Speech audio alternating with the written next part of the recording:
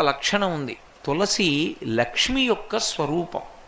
తులసి ఈ భూమి మీద పుట్టినటువంటిది మొట్టమొదట ఎక్కడి నుంచి పుట్టింది అంటే బీజము నుంచి వచ్చింది కాదు తులసి చెట్టు. తులసి చెట్టు గింజల్లోంచి రాలేదు.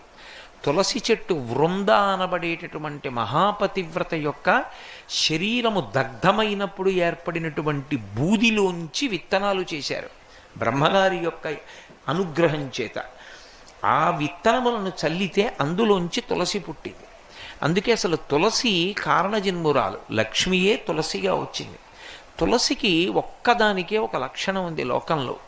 తులసి సమస్త పాపములను హరిస్తుంది. ఎందుచేత హరిస్తుంది అంటే దాని గురించి పురాణంలో ఒక మాట ఉంది.